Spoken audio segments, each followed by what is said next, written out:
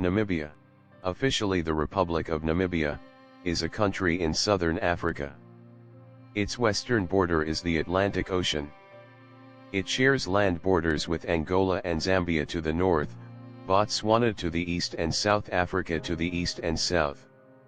Although it does not border Zimbabwe, less than 200 meters of the Botswanan right bank of the Zambezi River separates the two countries. Its capital and largest city is Windhoek. The driest country in sub-Saharan Africa, Namibia has been inhabited since prehistoric times by the Khoi, San, Damara, and Nama people. Around the 14th century, immigrating Bantu peoples arrived as part of the Bantu expansion. Since then, the Bantu groups, the largest being the Ovambo, have dominated the population of the country. Since the late 19th century, they have constituted a majority.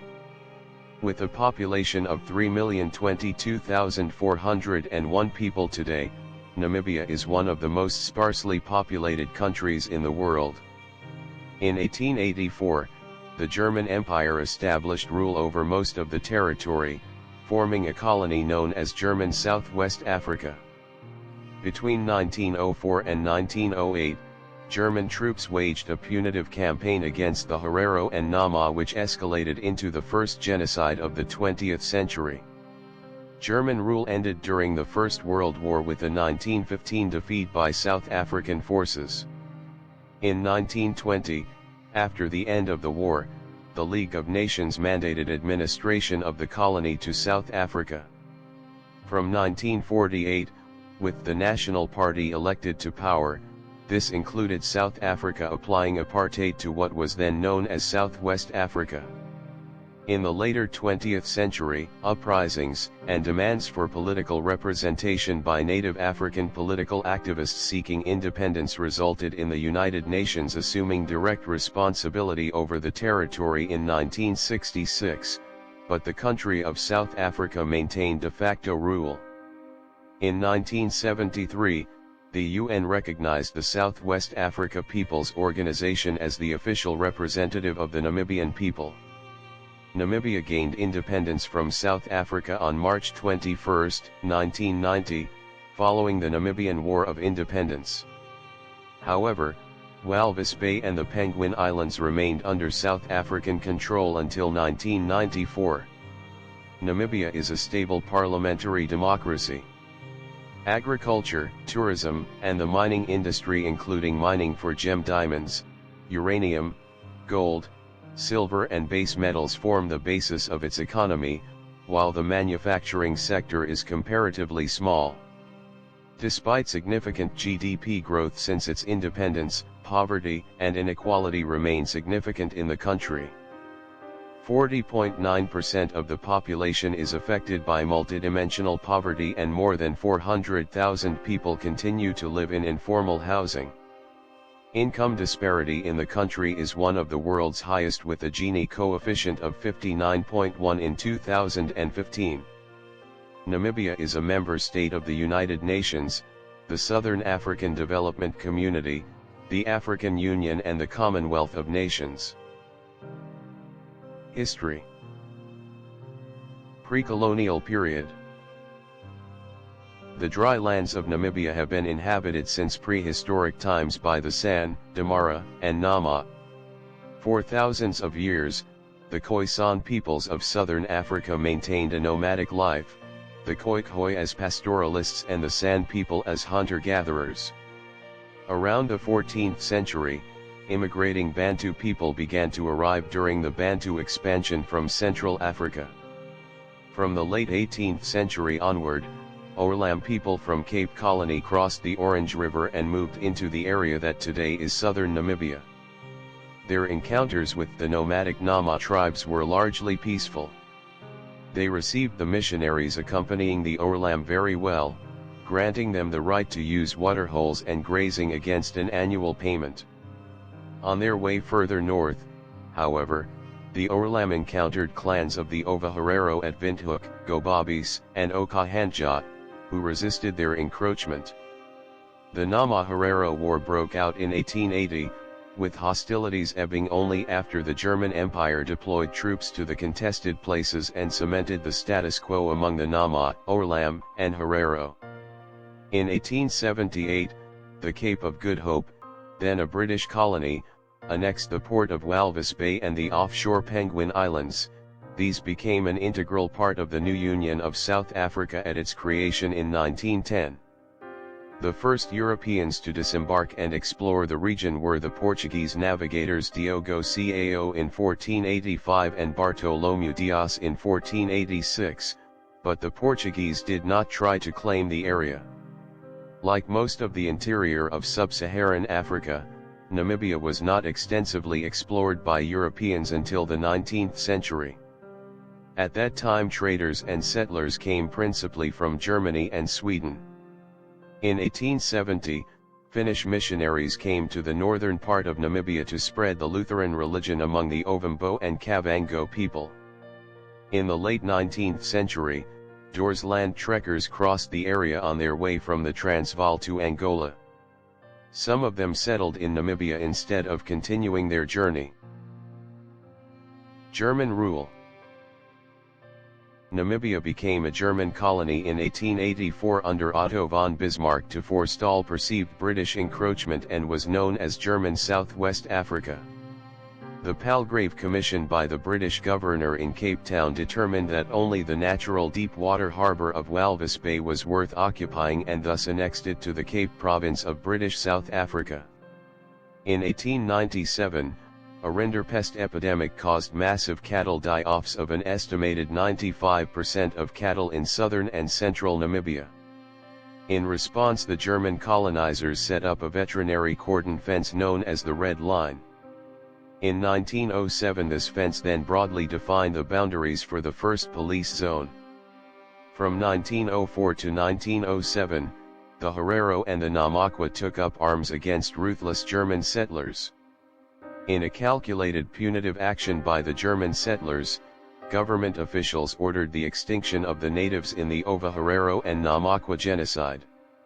In what has been called the first genocide of the 20th century, the Germans systematically killed 10,000 Nama and approximately 65,000 Herero.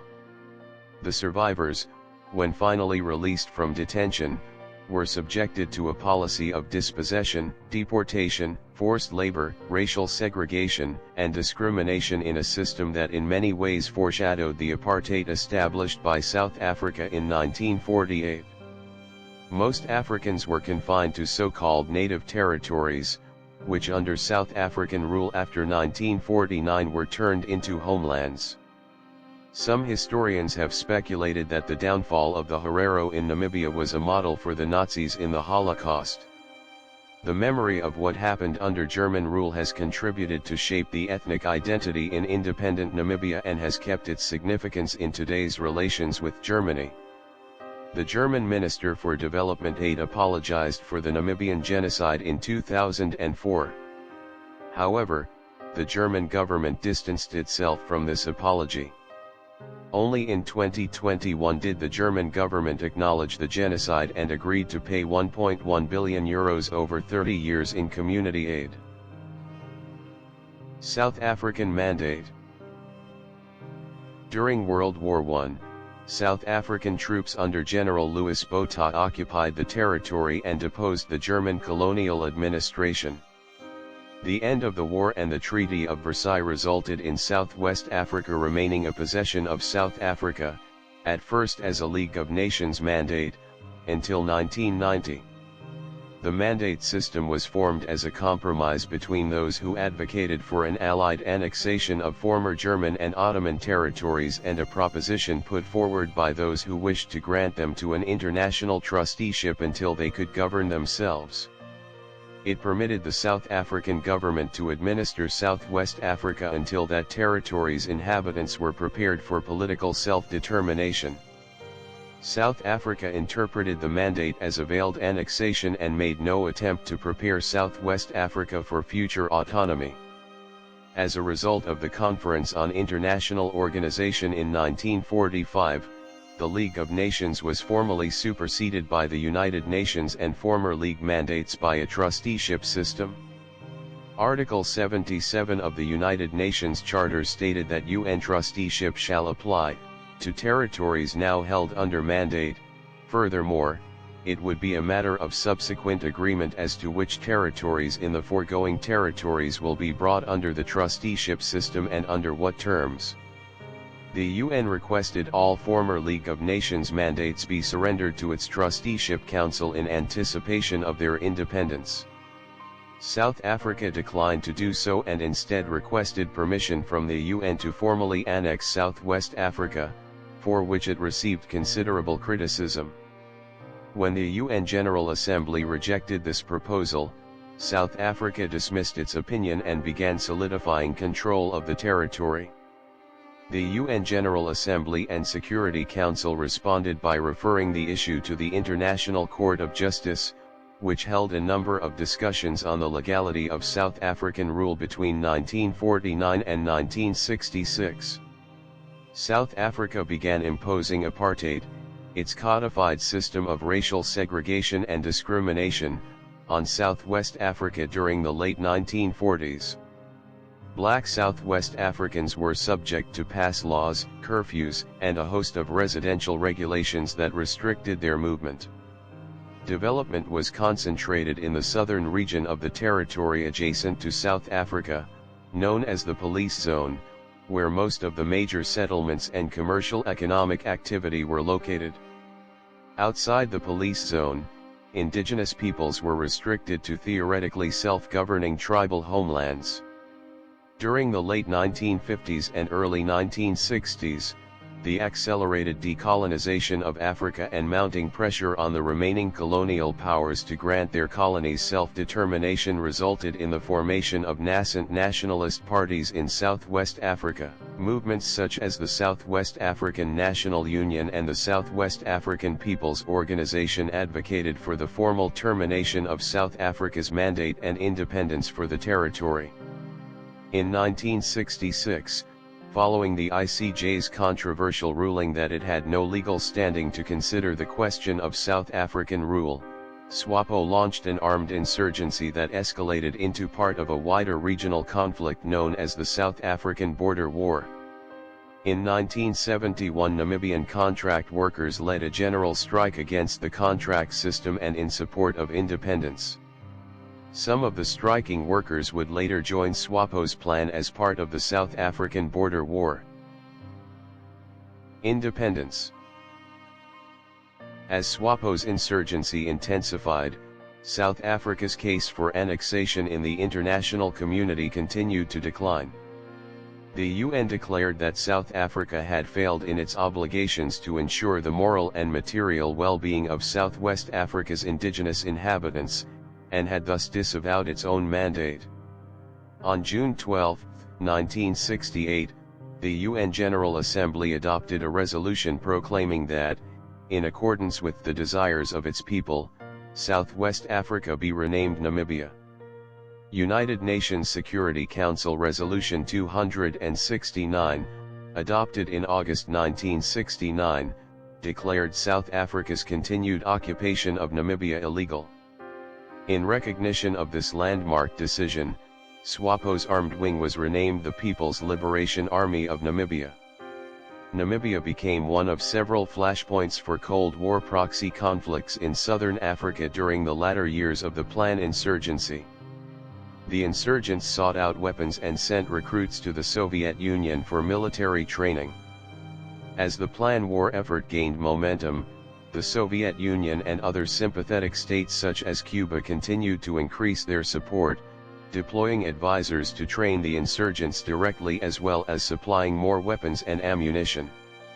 SWAPO's leadership, dependent on Soviet, Angolan, and Cuban military aid, positioned the movement firmly within the socialist bloc by 1975. This practical alliance reinforced the external perception of SWAPO as a Soviet proxy, which dominated Cold War rhetoric in South Africa and the United States. For its part, the Soviet Union supported SWAPO partly because it viewed South Africa as a regional Western ally. Growing war weariness and the reduction of tensions between the superpowers compelled South Africa, Angola, and Cuba to accede to the tripartite accord, under pressure from both the Soviet Union and the United States. South Africa accepted Namibian independence in exchange for Cuban military withdrawal from the region and an Angolan commitment to cease all aid to Plan.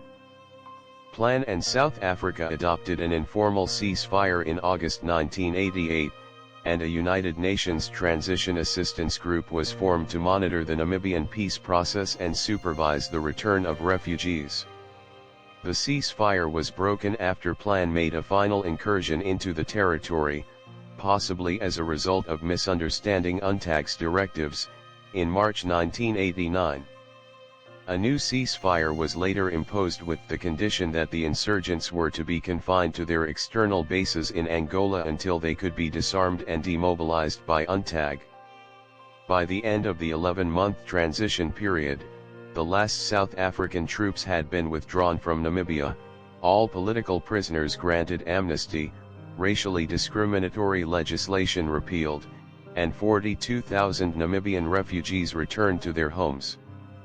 Just over 97% of eligible voters participated in the country's first parliamentary elections held under a universal franchise. The United Nations plan included oversight by foreign election observers in an effort to ensure a free and fair election.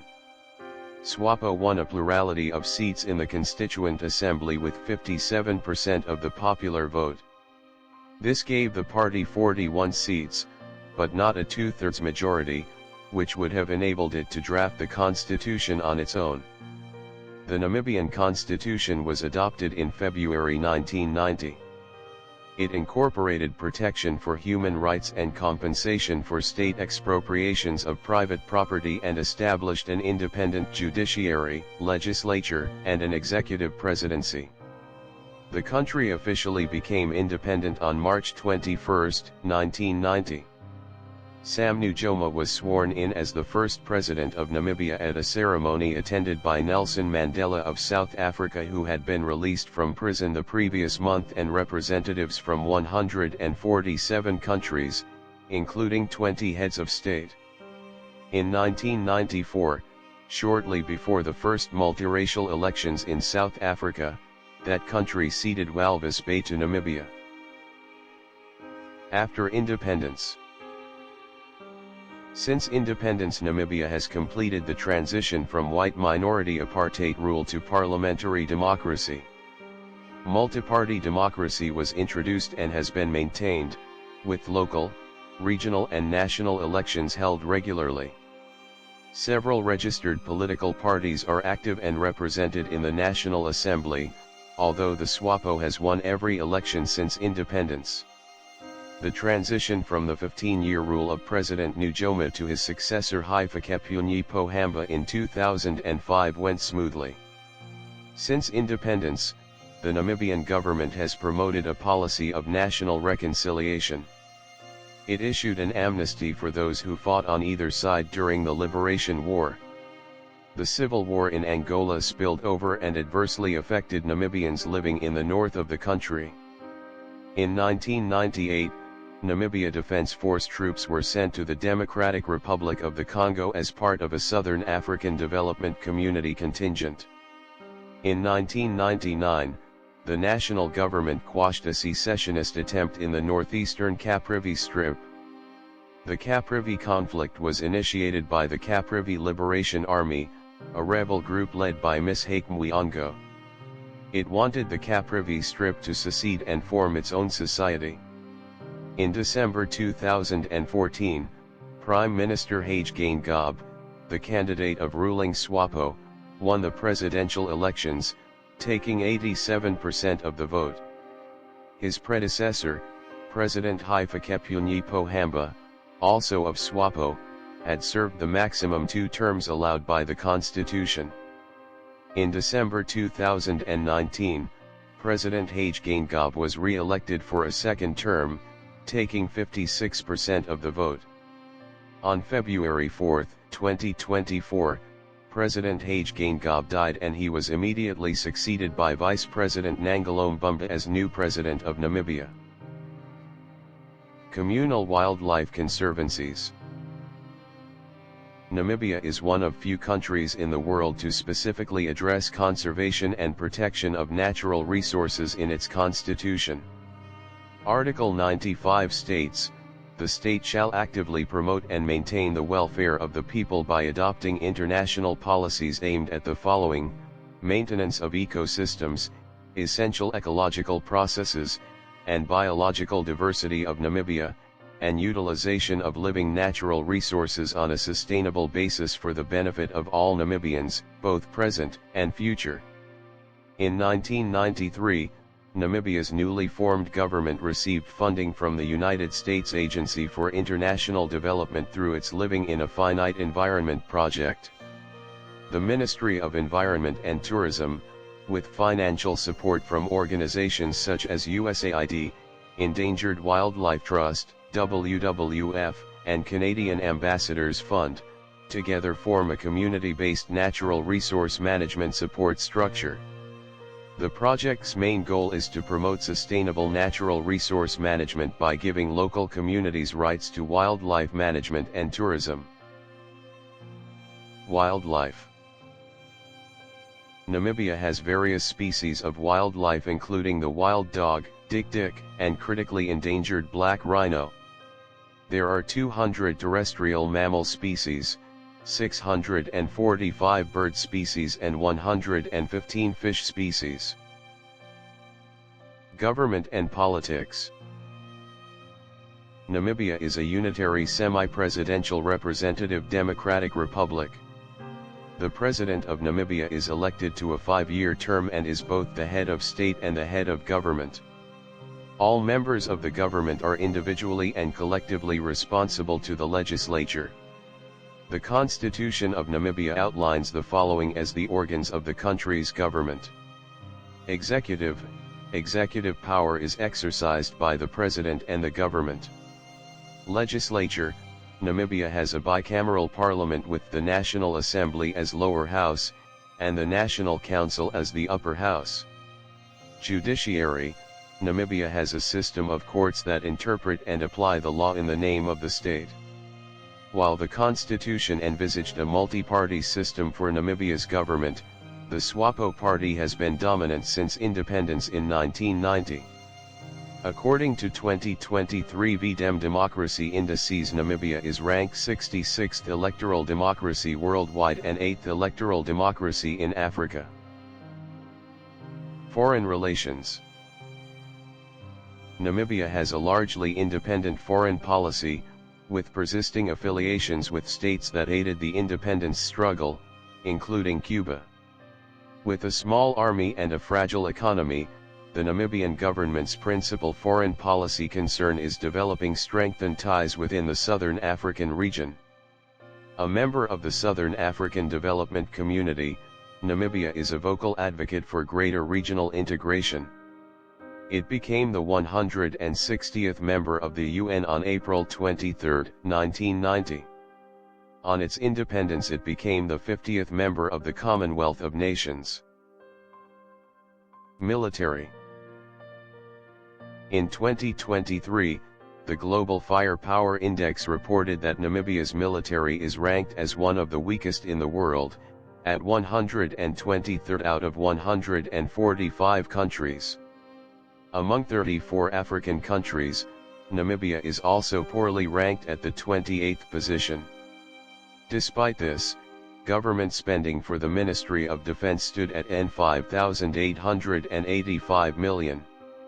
With close to $6 billion Namibian dollars, the Ministry of Defense receives the fourth highest amount of money from government per ministry.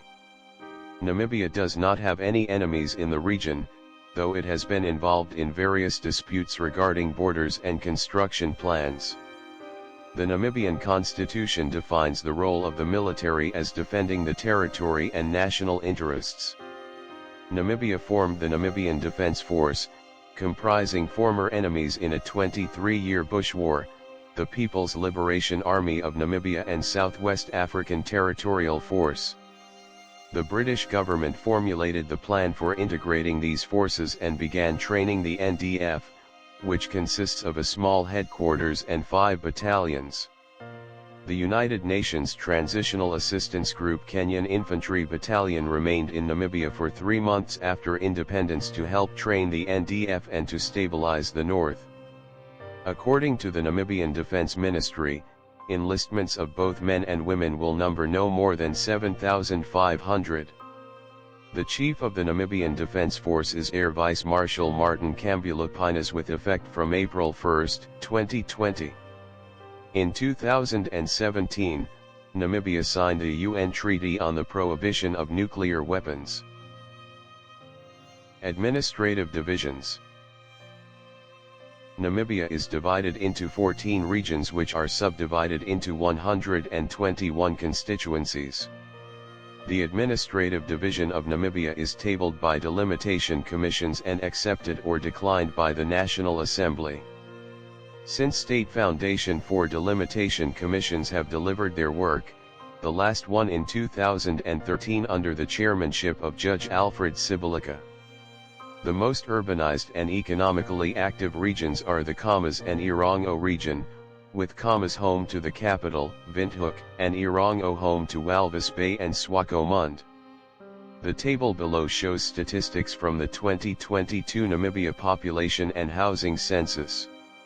Regional councillors are directly elected through secret ballots by the inhabitants of their constituencies. Local authorities in Namibia can be in the form of municipalities, town councils, or villages. Human rights. Namibia is one of the most free and democratic countries in Africa, with a government that maintains and protects human rights and freedoms. However, significant issues include government corruption, policy inertia, and prison overcrowding. Also, refugees are not permitted free movement. The law is not enforced, but homosexual acts are illegal in Namibia. Discrimination, as well as intolerance, against LGBT people is widespread, specifically in rural areas, although urban areas are generally neutral or supportive with a few LGBT-dedicated clubs and events. Some Namibian government officials and high-profile figures, such as Namibia's Ombudsman John Walters and First Lady Monica Gangos, have called for sodomy and homosexuality to be decriminalized and are in favor of LGBT rights. In November 2018, it was reported that 32% of women aged 15 to 49 experienced violence and domestic abuse from their spouses' partners, and 29% of men believe that physical abuse towards their wife partner is acceptable, although this is typically in rural areas. The Namibian constitution guarantees the rights, freedoms, and equal treatment of women in Namibia, and SWAPO, the ruling party in Namibia, has adopted a zebra system, which ensures a fair balance of both genders in government and equal representation of women in the Namibian government. Economy. The Trans-African Automobile Route, the Tripoli-Cape Town Highway and the Trans-Kalahari Corridor pass through Namibia. Namibia's economy is tied closely to South Africa's due to their shared history. In 2023, the largest economic sectors were mining, public administration, manufacturing, and education. Namibia has a highly developed banking and financial services sector with modern infrastructures, such as online banking and cell phone banking. The Bank of Namibia is the central bank of Namibia, responsible for performing all other functions ordinarily performed by a central bank. There are 5 bone-authorized commercial banks in Namibia: Bank Windhoek, First National Bank, Nedbank, Standard Bank, and Small and Medium Enterprises Bank. Namibia's economy is characterized by a divide between the formal and the informal economies, which is in part aggravated by the legacy of apartheid spatial planning. The country's unemployment rate was 33% in 2018, with a labor force of 1,090,153. As of 2023, the country has a youth unemployment rate of 38%, one of the highest in the world. However, Namibia has a high percentage of skilled labor relative to SADC countries and have relatively low unemployment rates for skilled workers. To fight high unemployment, particularly amongst the youth, the government approved the introduction of an internship tax incentive program aimed at incentivizing employers to enroll more interns by providing an additional corporate tax deduction. The total financial implication for the government is estimated at N$126 million. Poverty and inequality remain significant in the country. 41% of the population is affected by multidimensional poverty, while an additional 19% is classified as vulnerable to multidimensional poverty. Income disparity in the country remains one of the world's highest, with a Gini coefficient of 59.1 in 2015. In 2004, a Labor Act was passed to protect people from job discrimination stemming from pregnancy and HIV status. In early 2010, the Government Tender Board announced that henceforth 100% of all unskilled and semi-skilled labor must be sourced, without exception, from within Namibia. In 2013, global business and financial news provider Bloomberg named Namibia the top emerging market economy in Africa and the 13th best in the world. Only 4 African countries made the top 20 emerging markets list in the March 2013 issue of Bloomberg Markets magazine, and Namibia was rated ahead of Morocco, South Africa, and Zambia. Worldwide, Namibia also fared better than Hungary, Brazil, and Mexico. Bloomberg Markets magazine ranked the top 20 based on more than a dozen criteria. The data came from Bloomberg's own financial market statistics, IMF forecasts, and the World Bank. The countries were also rated on areas of particular interest to foreign investors: the ease of doing business, the perceived level of corruption, and economic freedom. To attract foreign investment, the government has made improvement in reducing red tape resulted from excessive government regulations, making Namibia one of the least bureaucratic places to do business in the region. Facilitation payments are occasionally demanded by customs due to cumbersome and costly customs procedures. Namibia is also classified as an upper-middle income country by the World Bank, and ranks 87th out of 185 economies in terms of ease of doing business.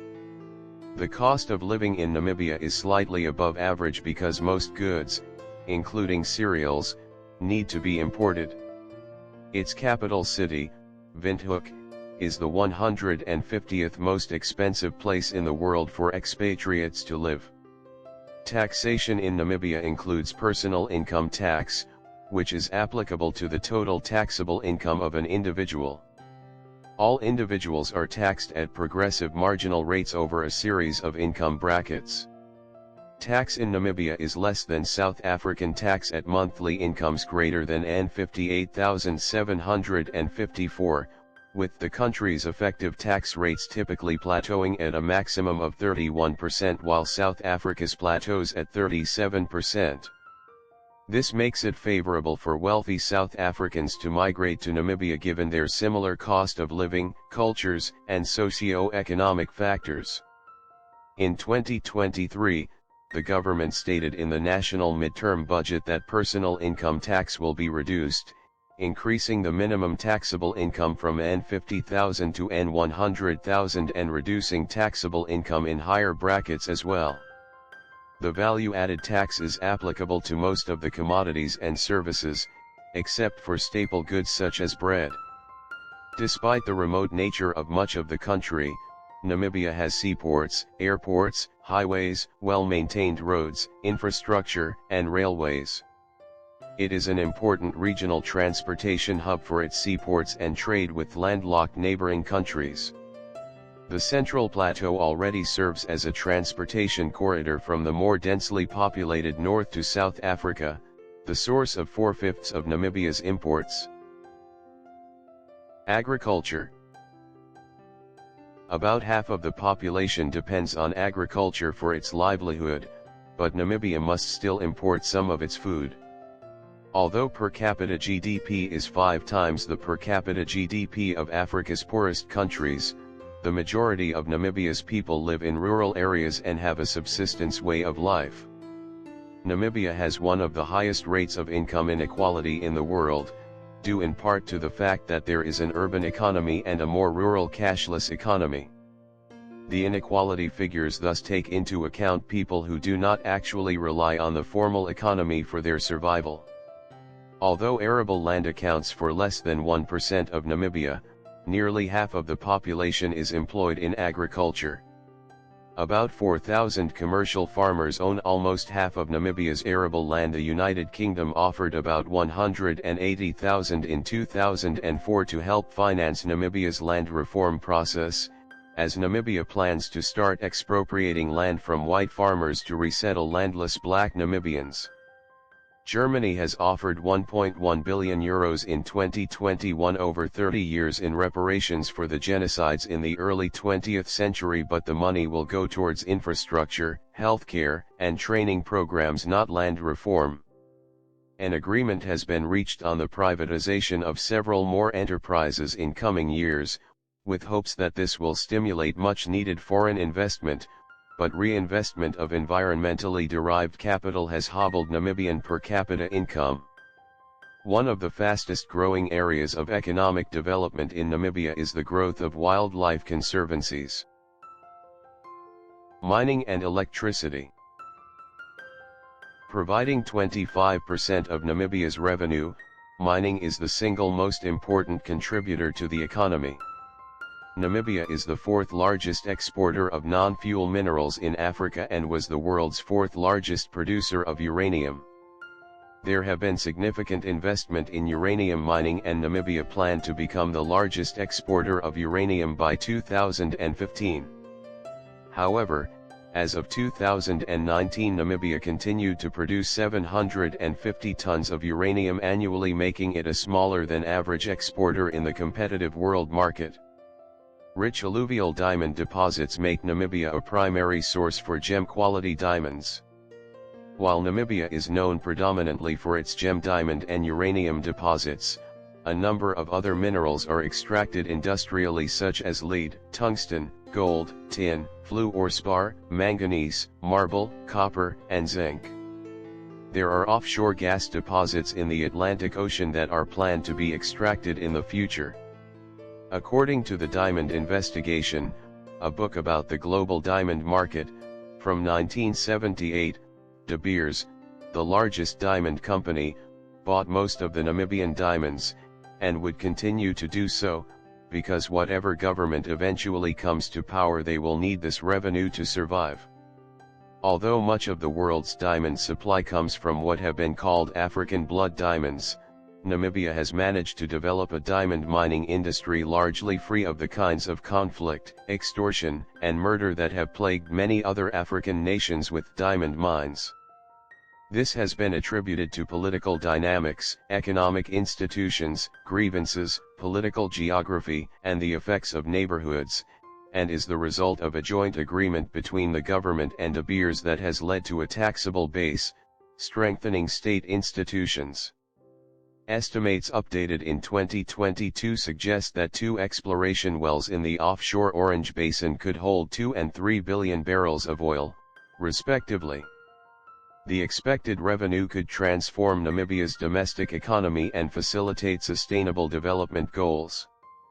Domestic supply voltage is 220 VAC. Electricity is generated mainly by thermal and hydroelectric power plants. Non-conventional methods of electricity generation also play some role.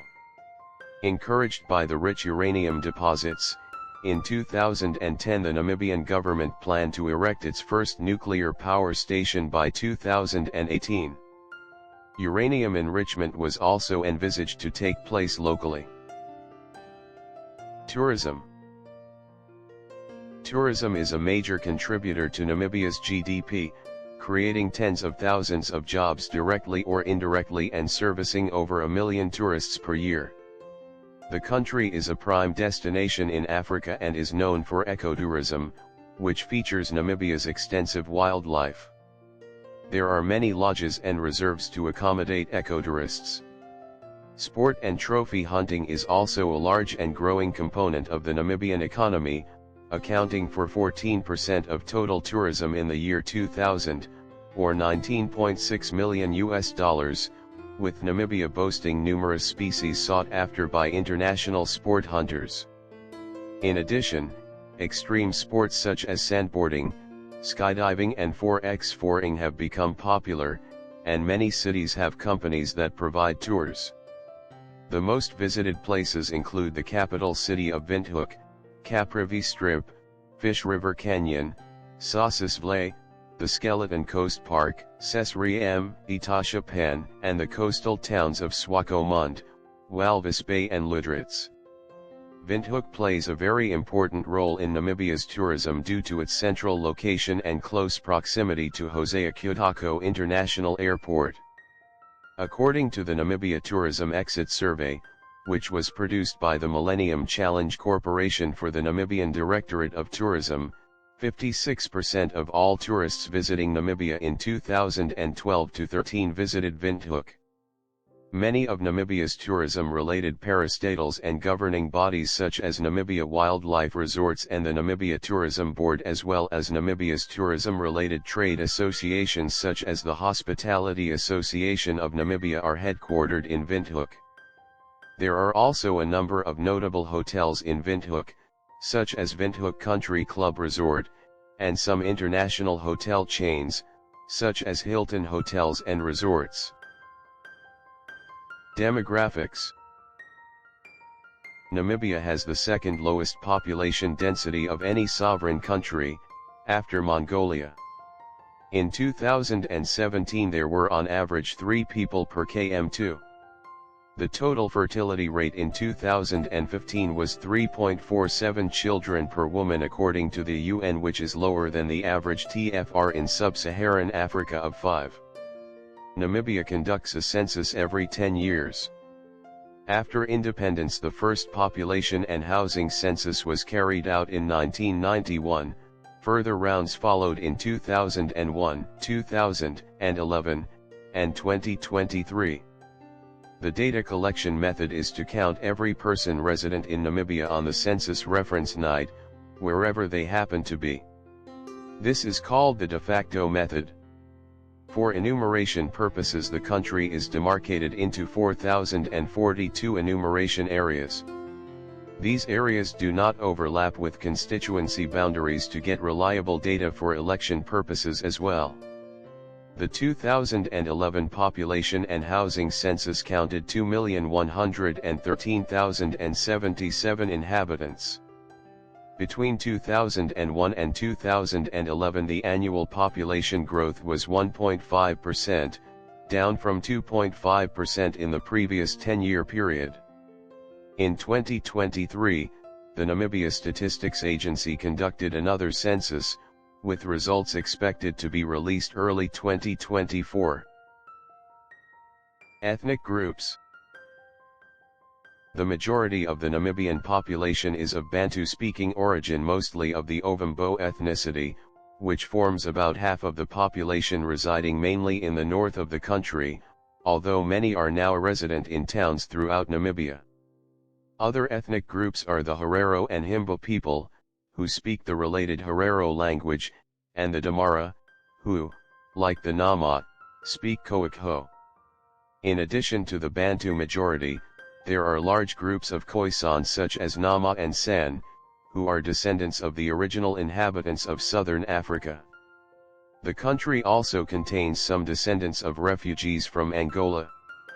There are also 2 smaller groups of people with mixed racial origins, called Colored S and Basters, who together make up 8%. There is a substantial Chinese minority in Namibia. It stood at 40,000 in 2006. Whites make up between 4.0 and 7% of the population. Although their proportion of the population decreased after independence due to emigration and lower birth rates, they still form the second largest population of European ancestry, both in terms of percentage and actual numbers, in sub-Saharan Africa after South Africa. The majority of Namibian whites and nearly all those who are of mixed race speak Afrikaans and share similar origins, culture, and religion as the white and colored populations of South Africa. A large minority of whites trace their family origins back to the German settlers who colonized Namibia prior to the South African invasion during the First World War, and they maintain German cultural and educational institutions. Nearly all Portuguese settlers came to the country from the former Portuguese colony of Angola. The 1960 census reported 526,004 persons in what was then Southwest Africa, including 73,464 whites. Religion. The Christian community makes up 85% of the population of Namibia, with at least 75% being Protestant, of which at least 50% are Lutheran. Lutherans are the largest religious group, a legacy of the German and Finnish missionary work during the country's colonial times. 15% of the population hold indigenous beliefs. Missionary activities during the second half of the 19th century resulted in many Namibians converting to Christianity. Today most Christians are Lutheran, but there also are Roman Catholic, Methodist, Anglican, African Methodist Episcopal, and Dutch Reformed. Islam in Namibia is subscribed to by about 9,000 people, many of them Nama. Namibia is home to a small Jewish community of about 100 people. Groups such as the Latter-day Saints and Jehovah's Witnesses are also present in the country. Languages. The majority of Namibians can speak and understand English and Afrikaans. Up to 1990, English, German, and Afrikaans were official languages. Long before Namibia's independence from South Africa, SWAPO was of the opinion that the country should become officially monolingual, choosing this approach in contrast to that of its neighbor South Africa, which granted all 11 of its major languages official status, which it saw as a deliberate policy of ethno-linguistic fragmentation. Consequently, SWAPO instituted English as Namibia's sole official language, though only 2.5% of the population speaks it as a home language. Its implementation is focused on the civil service, education, and the broadcasting system, especially the state broadcaster NBC. Some other languages have received semi-official recognition by being allowed as medium of instruction in primary schools. Private schools are expected to follow the same policy as state schools, and English language is a compulsory subject. Some critics argue that, as in other post-colonial African societies, the push for monolingual instruction and policy has resulted in a high rate of school dropouts and of individuals whose academic competence in any language is low. According to the latest statistical data gathered in the most recent survey, the linguistic landscape in the region has witnessed notable shifts since the 2011 census. Ashiwambo remains the predominant language, claiming the position of the most spoken language for a significant 50% of households, surpassing its previous standing. The Nama-Damara languages follow at 11%, while the Kavango languages, with a share of 10%, have also experienced a noteworthy increase. Afrikaans, identified as the country's lingua franca, maintains a considerable presence at 9%. The Herero languages account for 9%, indicating a slight adjustment from the previous census. The Zambezi languages have seen a shift to 4.9%, and English, utilized primarily as a second language, stands at 2%. Most of the white population speaks English, Afrikaans, or German. More than a century after the end of the German colonial era, German continues to play a role as a commercial language. As a home language, Afrikaans is spoken by 60% of the white community, German by 32%, English by 7% and Portuguese by 4%. Geographical proximity to Portuguese-speaking Angola explains the relatively high number of Portuguese speakers, In 2011 these were estimated to number 100,000. Culture. Namibian culture is similar to South African culture due to their tied history and family nationalities. Few Namibians express interest in permanently settling in other countries. They prefer the safety of their homeland, have a strong national identity, and enjoy a well-supplied retail sector. Namibians are typically very social and are consistently among the highest alcohol consumption rates per capita, and ranked first in Africa for beer consumption per capita. Sport. The most popular sport in Namibia is association football. The Namibian national football team qualified for the 1998, 2008, 2019, and 2023 editions of the Africa Cup of Nations, but has yet to qualify for the World Cup. Some notable players include Derby County right-back Ryan Nyambe, Mamelodi Sundowns forward Peter Shalulile, and retired footballer Colin Benjamin. The most successful national team is the Namibian rugby team, having competed in the last 7 World Cups. Namibia were participants in the 1999, 2003, 2007, 2011, 2015, 2019, and most recent 2023 Rugby World Cup. Cricket in Namibia is also popular, with the national side having qualified for 2003 Cricket World Cup, 2021 ICC T20 World Cup and 2022 ICC Men's T20 World Cup. In December 2017, Namibia Cricket reached the final of the Cricket South Africa Provincial One-Day Challenge for the first time. In February 2018 Namibia hosted the ICC World Cricket League Division 2 with Namibia, Kenya, UAE, Nepal, Canada, and Oman to compete for the final 2 ICC Cricket World Cup qualifier positions in Zimbabwe. Namibia also qualified the qualifiers of ICC T20 World Cup 2021 and entered the Super 12 club. The most famous athlete from Namibia is Frankie Fredericks, sprinter in the 100 and 200 m events. He won 4 Olympic silver medals and also has medals from several World Athletics Championships. Golfer Trevor Dodds won the Greater Greensboro Open in 1998, one of 15 tournaments in his career. He achieved a career-high world ranking of 78th in 1998. Professional cyclist and Namibian road race champion Dan Craven represented Namibia at the 2016 Summer Olympics in both the road race and individual time trial. Boxer Julius Indongo is the unified WBA, IBF, and EBO world champion in the light welterweight division. Another famous athlete from Namibia is ex-professional rugby player Jacques Burger. Burger played for Saracens and Orlik in Europe, as well as gaining 41 caps for the national team.